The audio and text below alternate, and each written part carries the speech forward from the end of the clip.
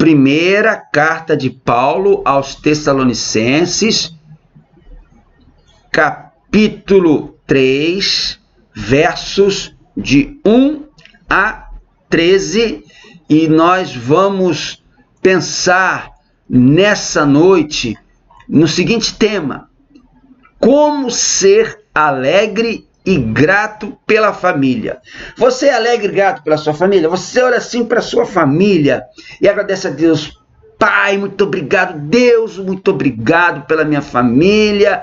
Ela é tudo de bom. Apesar das dificuldades, eu sou alegre, eu me alegro com ela, eu sou grato a Deus por ela. Ou você é meio atravessado? A mensagem de hoje vai ajudar você a te orientar a como ser alegre e grato pela sua família. Primeira carta de Paulo aos Tessalonicenses, capítulo 3. Vou ler só do 9 a 13. 1 Tessalonicenses, capítulo 3, de 9 a 13. Diz a palavra de Deus: como podemos ser suficientemente gratos a Deus por vocês, por toda a alegria que temos diante dele por causa de vocês.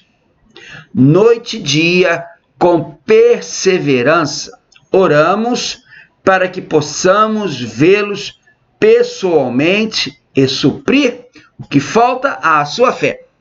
Que o próprio Deus, nosso Pai e nosso Senhor Jesus preparem o nosso caminho até vocês.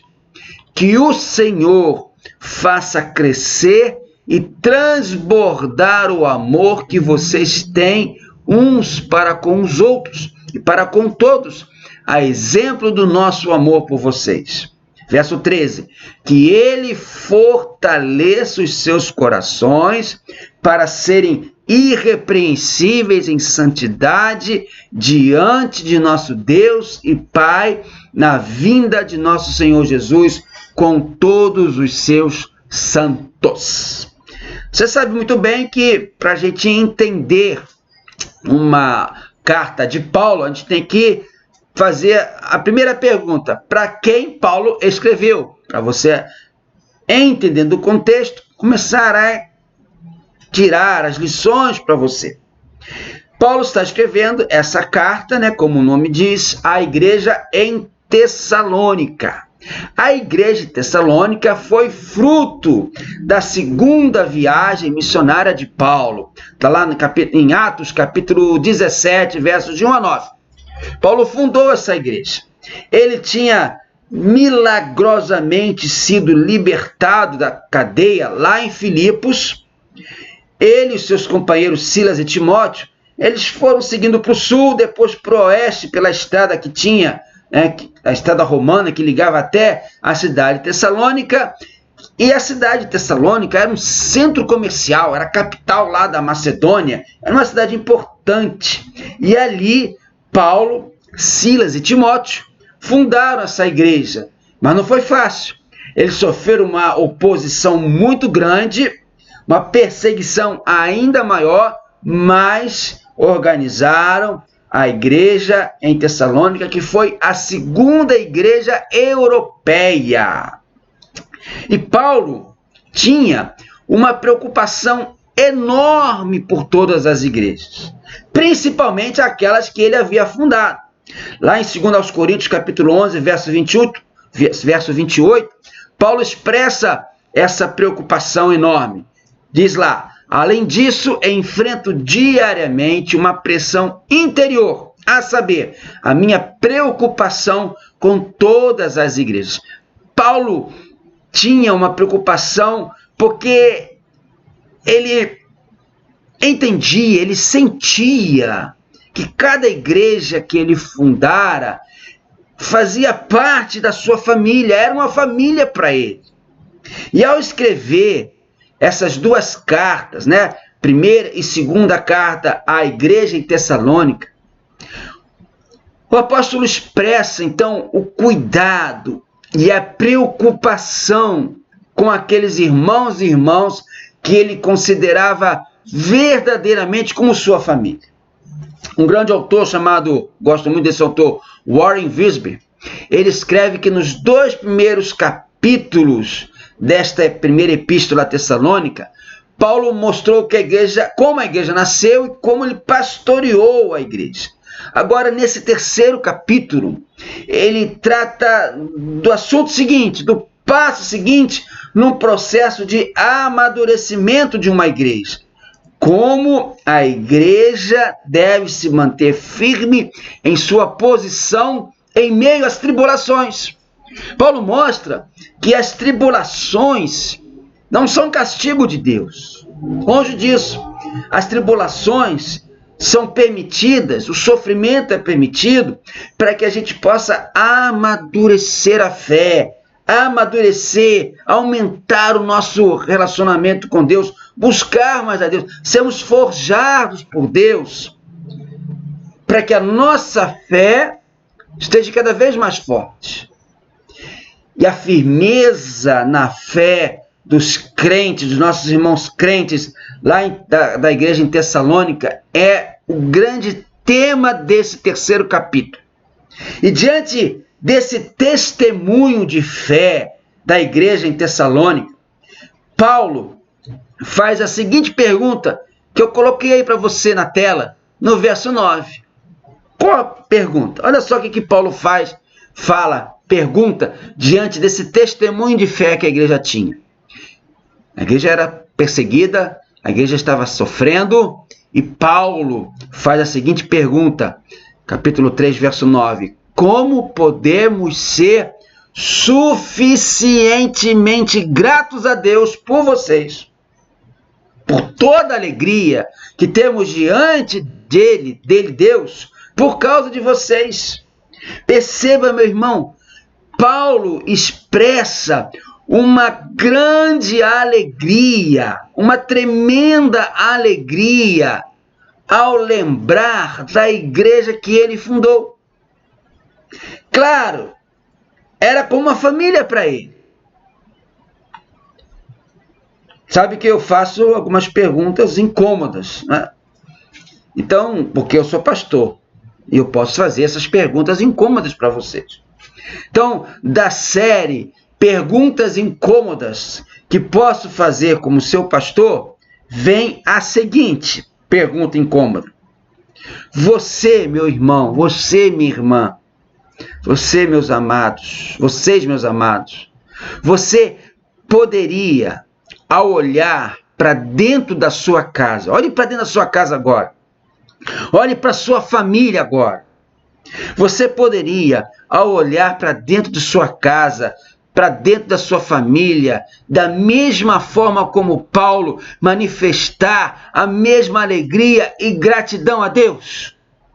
Em outras palavras, você pode ser suficientemente grato a Deus por toda a alegria que tem diante de Jesus por causa de sua família? Nota que eu estou fazendo um paralelo entre a alegria que Paulo tem ao ver a fé, ao ver a disposição da igreja em Tessalônica, que ele considerava como família, pois era uma igreja que ele fundou, com a alegria e a gratidão que devemos ter a Deus pela família pela qual Deus nos deu. E ao fazer esse paralelo entre a alegria e gratidão a Deus que Paulo faz para com a igreja que ele fundou em Tessalônica, e a qual tinha um grande amor e preocupação, e com a sua família aí agora, com a sua casa, você pode, eu fiz uma pergunta, fazendo esse paralelo, e você pode então me dar uma das três respostas a seguir. Vou fazer a pergunta de novo. Você pode ser suficientemente grato a Deus por toda a alegria que tem diante de Jesus por causa da sua família? 3 podem ser a resposta. Sim, pastor, eu sou suficientemente grato a Deus pela alegria da minha família. Segunda resposta possível. Sou mais ou menos grato a Deus pela alegria de minha família, pastor, porque as coisas às vezes não são lá muito legais. Terceira resposta possível: não, pastor. Não sou nem um pouco grato a Deus pela alegria de minha família, até porque não há nenhum motivo para que me alegre nela e agradeça a Deus. Pesada essa resposta, né? Mas eu sei que, infelizmente, tem gente boa aí que vai me dar a terceira resposta. Não sou nem um pouco grato a Deus. Mas, meu amado, seja qual for a sua resposta, se sim, se mais ou menos, ou se não, seja qual for a sua resposta, essa oração de Paulo pela igreja em Tessalônica nos ensina 3 características fundamentais que nós podemos aplicar à nossa família, de forma que você pode confirmar e firmar ainda mais se respondeu a minha pergunta incômoda com um sim, ou ser capaz de mudar se respondeu a minha pergunta incômoda com um mais ou menos, ou com um sonoro não. Eu não sou nem um pouco grato a Deus pela minha família.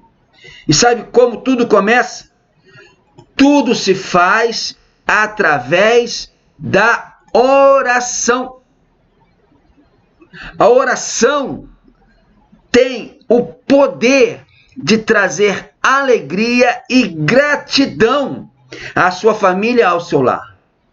Olha só, pensa aqui comigo. Paulo não pôde ir a Tessalônica, mas pôde orar pelos tessalonicenses. O desejo dele é estar lá, mas ele não poderia ir. Então, ele ora. Veja, meu querido, veja, minha querida, que a oração não está limitada ao tempo nem ao espaço. Você pode tocar o mundo através da oração. Olha para mim agora e presta bastante atenção no que eu vou te dizer. Você pode fazer mais por uma pessoa, você estando de joelhos, orando por ela, do que até mesmo trabalhando para ela. Você pode fazer muito mais por sua família de joelhos, orando por ela, do que qualquer outra forma.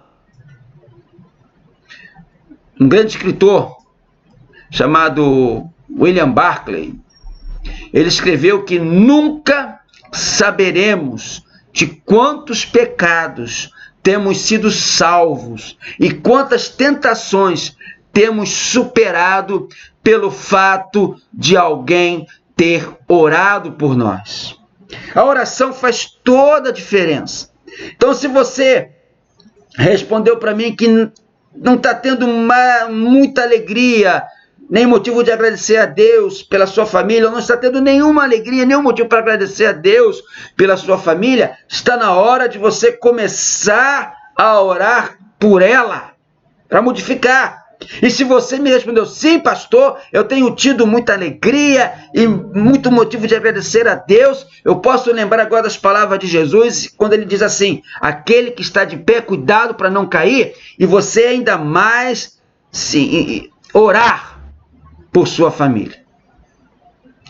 Algo muito interessante que nós podemos aprender com Paulo sobre oração. Está no verso 11. Olha comigo, leia aí na sua Bíblia comigo. Verso 11 de 1 Tessalonicenses capítulo 3, que o próprio Deus, nosso Pai, e o nosso Senhor Jesus preparem o nosso caminho até vocês. Essa oração de Paulo aos Tessalonicenses abrangia os problemas comuns da vida diária, do cotidiano, do dia a dia, do day by day de Paulo. Ele desejava viajar para pregar o evangelho, para fundar mais igrejas, para falar mais do amor de Jesus, do amor de Deus. Paulo desejava viajar e pedia a Deus para abrir o caminho. Que o próprio Deus, nosso Pai, nosso Senhor Jesus, prepare o nosso caminho até vocês. Porque Paulo sabia que Satanás podia barrar esse caminho. Está lá no capítulo 2, verso 18.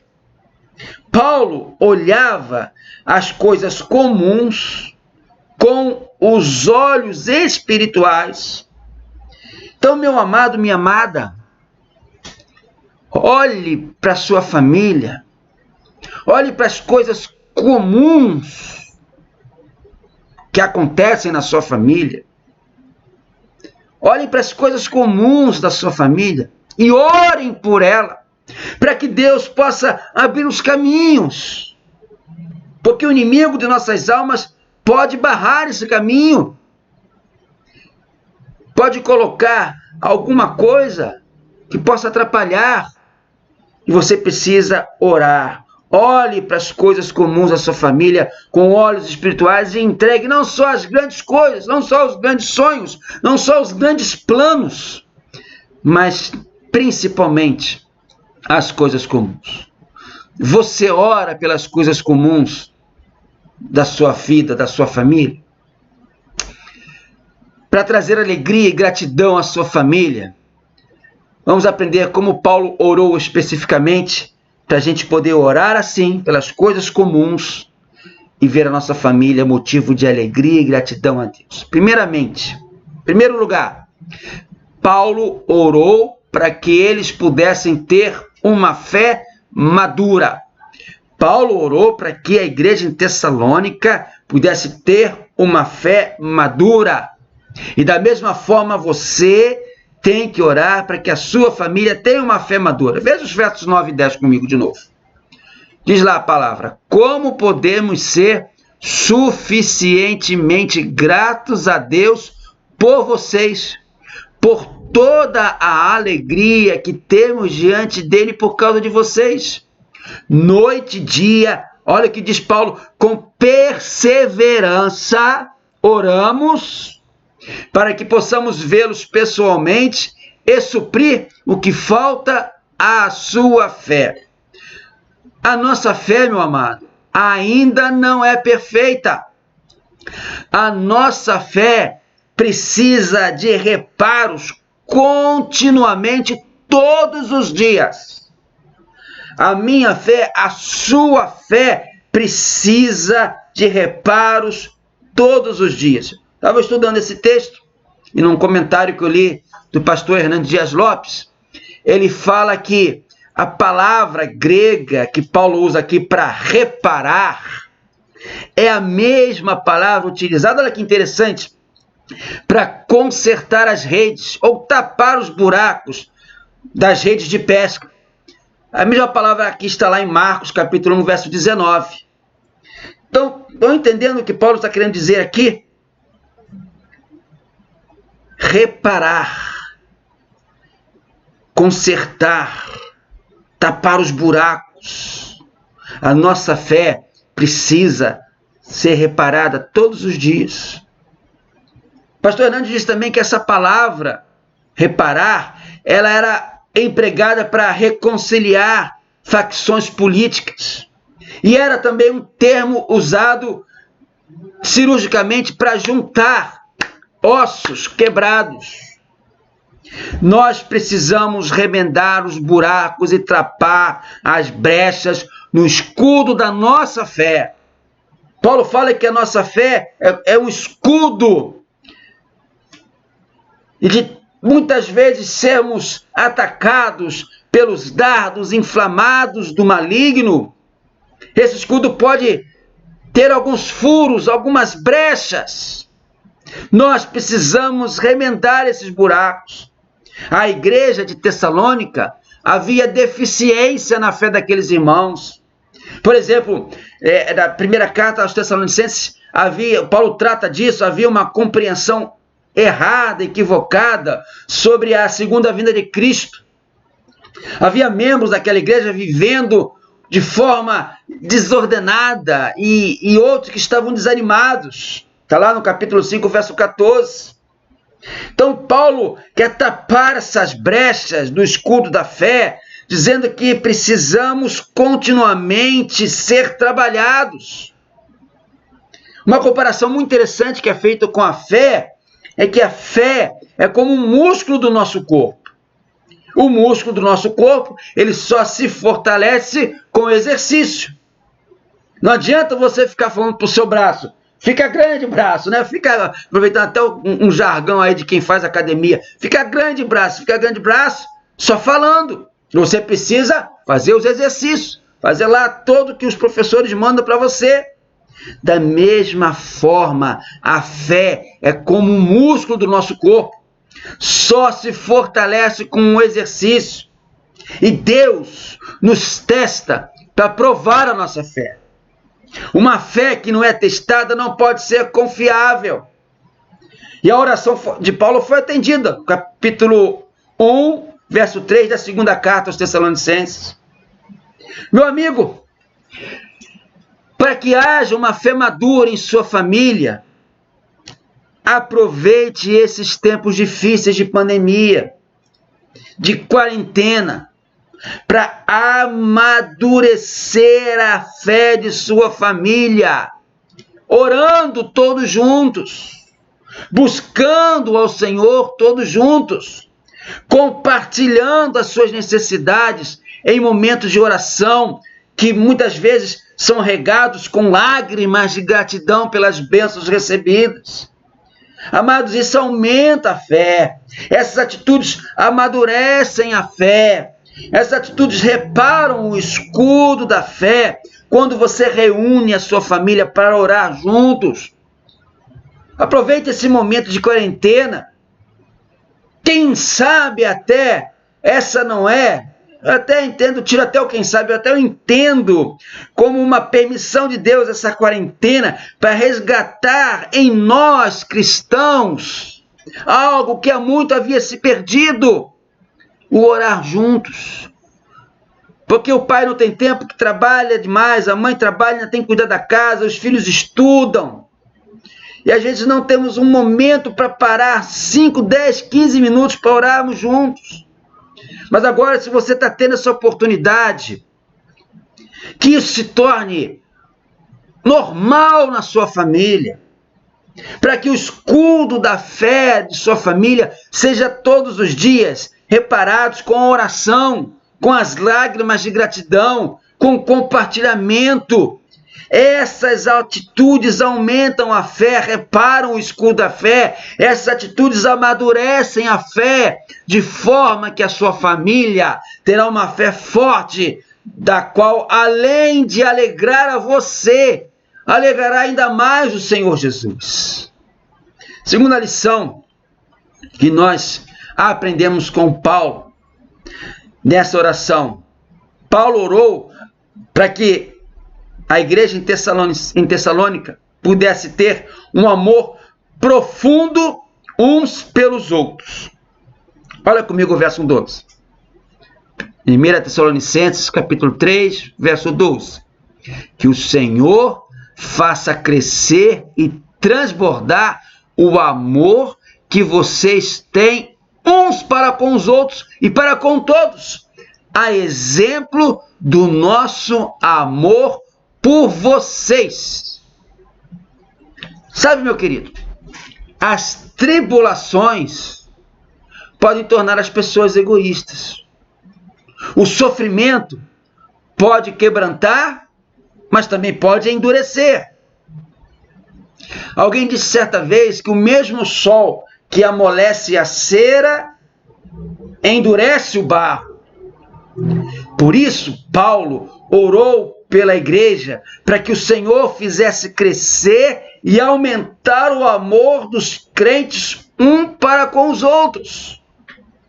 A oração de Paulo é que os crentes possam transbordar de amor e abundar de tal maneira que esse oceano de amor, uma vez cheio, pleno, alcance o limite de suas bordas e venha derramar de tal forma que ele alcance não só os irmãos em Cristo, mas até mesmo os de fora. Trazendo para a família. É na família onde nós primeiramente devemos construir pontos de amizade e não muralhas de separação. Mas é infelizmente na família onde nós vemos mais e mais muralhas de separação serem construídas ao invés de pontes.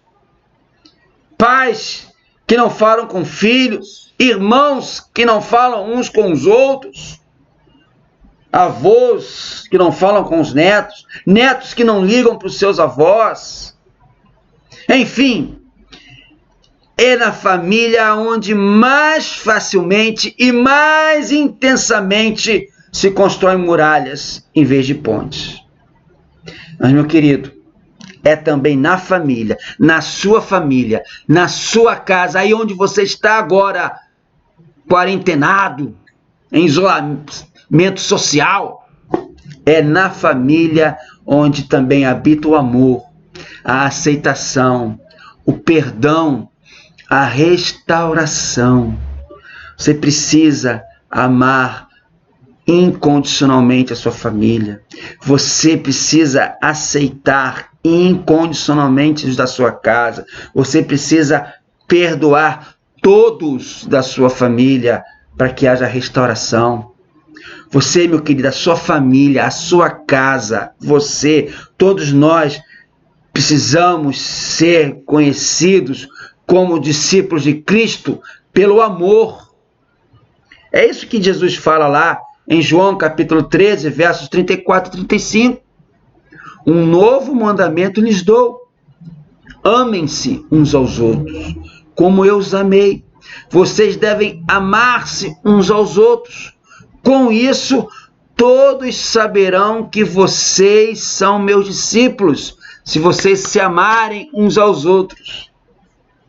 Há famílias que querem ser conhecidas pelo seu poder econômico, há famílias que querem ser conhecidas porque alguém é famoso, é um famoso jogador de futebol, é um famoso artista, é um famoso político. Há famílias que querem ser conhecidas como as mais importantes da região. Mas, sinceramente, eu não acho atenção, nada disso me atrai. Como eu quero, como eu oro, como eu desejo, e eu oro e desejo que seja também a sua oração e o seu desejo, que a sua família seja conhecida como a família dos discípulos de Jesus.